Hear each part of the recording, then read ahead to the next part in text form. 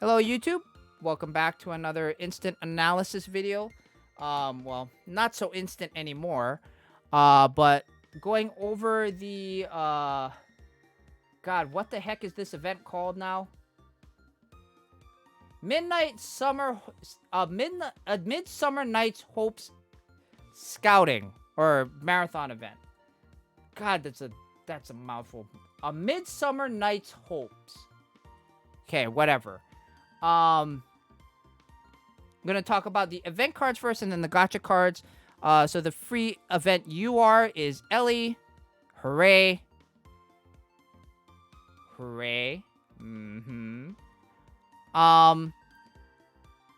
Active attribute, voltage type. Oh, God. Another one of cards like this. 12,718.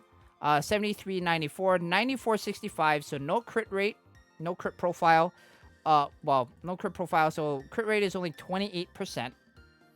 Tap active is, this is, again, how they nerf event cards, right? Instead of being a 42% chance, 42% of this card's appeal to voltage, it's only 35% max. And, same thing with the, passive. Normally, same attribute appeal buffs have a max of 5.2%, but because this Elly is an event card, it's 4.2% for same attribute. And the live show active, it's not good.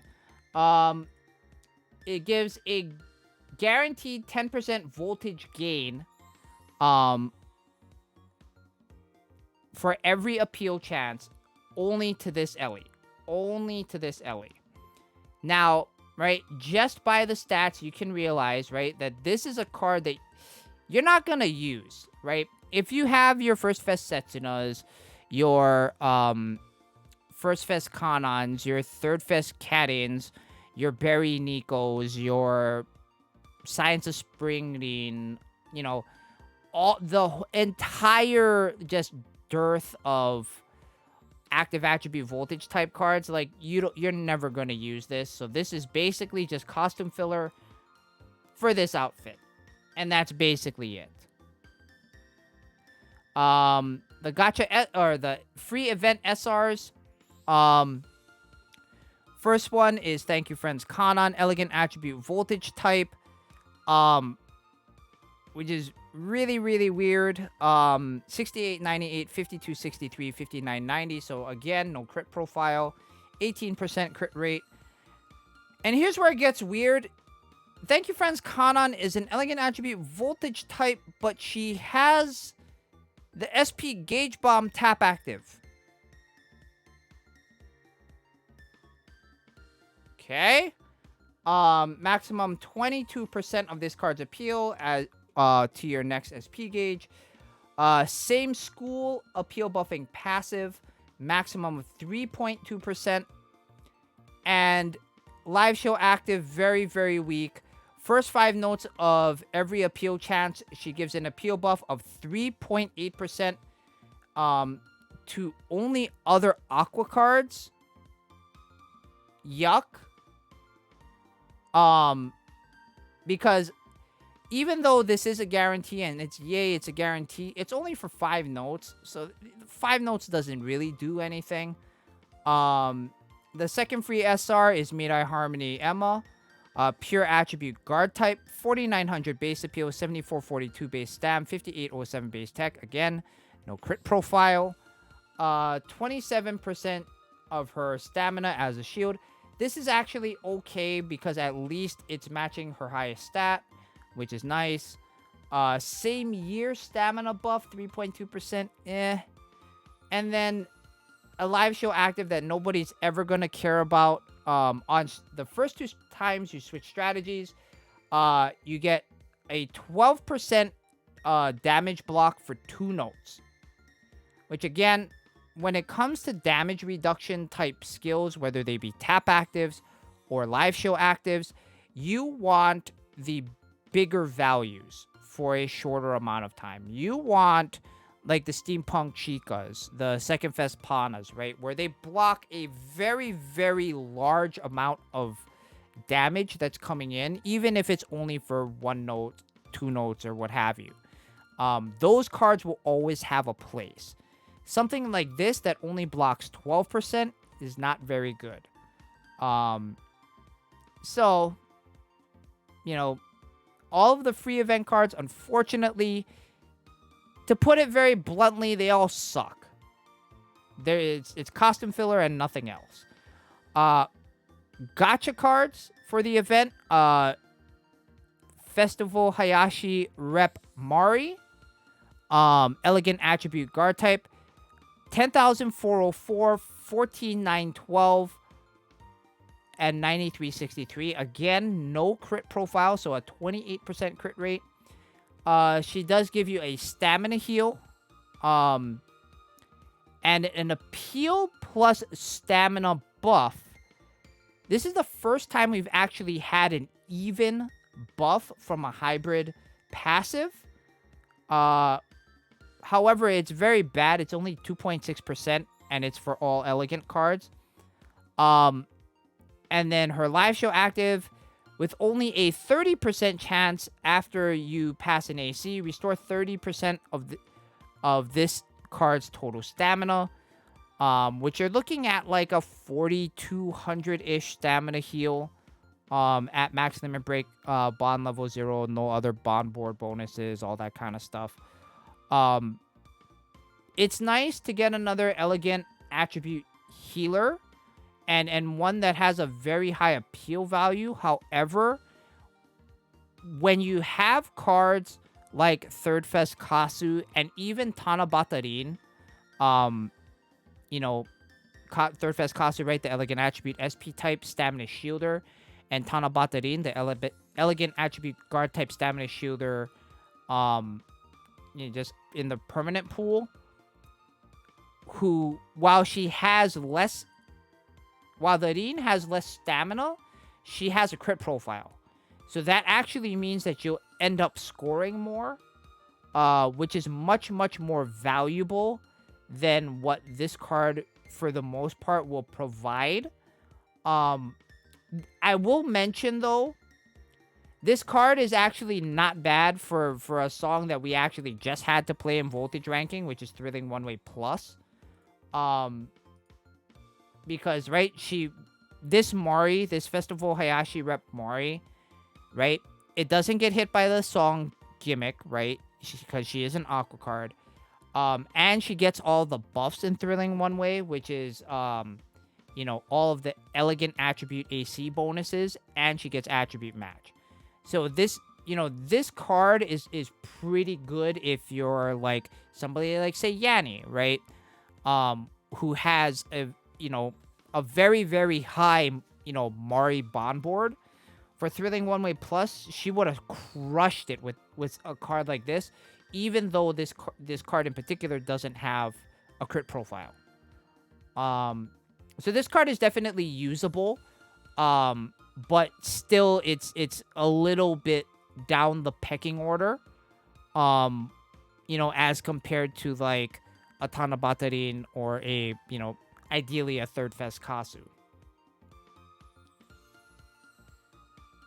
Clownard says, Mari also has a potential niche on a side strategy on Mijuku Dreamer Advance Plus, since she heals instead of shields. That is a very, very good point, right? Because, especially with a lot of the Advance Plus songs, you need healing versus shield. Like, there are instances where you need healing versus shielding because of stamina ACs, right? And, something like this, being a stamina healer, it has a place, right? But this is very much so going to be more of like Clown said, like a more of a niche kind of card. That's going to be pretty good in very, very specific circumstances. But at the same time, is it worth pulling for if you're not a Mari Oshi? Not really. Then the Gacha SR, don't worry, this is how Kirara has it. It shows UR, SR, UR. The Gacha SR is Mermaid Festa Volume 1 Nico. Active attribute voltage type 9121 base appeal, which is very, very good. 4454 base stam and 7636 base tech, so a 23% crit rate. And here's the important part, 9100 base appeal plus this tap active, which is an appeal buffing tap active.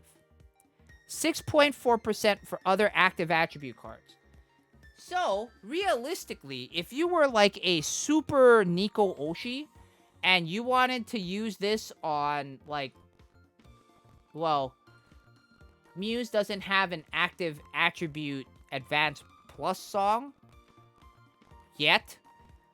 But whenever we get one, this Nico, if you're like at the top of the Nico bond boards, this card could actually, like, you might actually be able to score with it. Like this plus Barry's Nico or something. You know, it'll score less than a lot of stuff, but if you wanted to, like, just see, you know, an SR tap for really, really huge, this could be one of them, right? Just like Snow Halation Kotori and how Shut It can tap, even though he only did it once, tap for 250 with Snow Halation Kotori in Borarada Advance Plus. This Nico could probably do something similar in a Muse-focused active attribute song. Passive is kind of weak. Again, it's an SR, so it's a 3.2% appeal buff to other active attribute cards. And then a guaranteed 1% voltage gain for other active attribute cards. This SR is not bad. Gotta say, this event SR is not bad.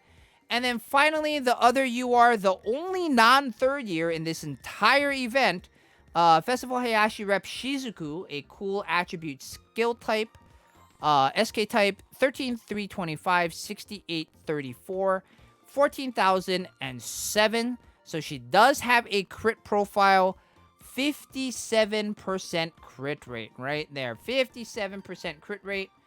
However, like, the kit is not great.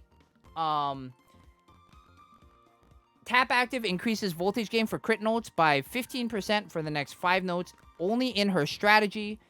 And then her passive and live show active kit, as many people have pointed out, this kit is exactly the same as Moon Rabbit Rico.